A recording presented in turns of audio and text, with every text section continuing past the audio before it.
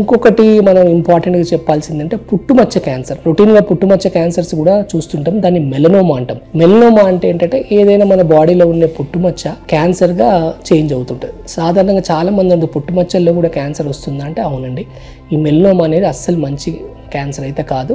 So ఈ పుట్టుమచ్చ cancer ఎలా ఉంటుందంటే సాధారణంగా మనం బాడీ మీద పుట్టుమచ్చలు ఎన్నో చూస్తుంటాం, కానీ ఈ పుట్టుమచ్చ సడన్గా పెరగడం, అక్కడ దురద రావడం, ఆ పుట్టుమచ్చ నుండి బ్లీడింగ్ అవ్వడం, పుట్టుమచ్చ సైజు సడన్గా మారిపోవడం, ఇవన్నీ పుట్టుమచ్చ క్యాన్సర్కి సంబంధించిన లక్షణాలు. సో మన బాడీలో ఏదైనా పుట్టుమచ్చలో మార్పులు ఏమన్నా అయ్యి ఈ సిమ్టమ్స్ ఏమన్నా మీకు కనపడితే తప్పకుండా డాక్టర్ని ఒకసారి మీరు కన్సల్ట్ చేయాల్సి ఉంటుంది. ఎందుకంటే ఈ మెలనోమా అనేది అస్సలు మంచి క్యాన్సర్ కాదు. నెక్స్ట్ ఇంకొకటి ఏంటంటే నాన్ హీలింగ్ అల్సర్స్. చాలామందికి ఏంటంటే కాళ్ళకు కానీ చేతులకు కానీ దెబ్బలు తగులుతాయి. దెబ్బలకు తగి ఆ దెబ్బ మానకుండా పుండు అవుతుంటుంది. సాధారణంగా ఈ డయాబెటిక్ పేషెంట్, షుగర్ ఉన్న వాళ్ళు చూస్తుంటాం. సో ఈ దీర్ఘకాలికంగా మానని ఏవైతే పుండ్లు ఉన్నాయో ఈ మానని పుండ్లలో కూడా క్యాన్సర్ వచ్చే ఆస్కారం చాలా ఎక్కువగా ఉంటుంది.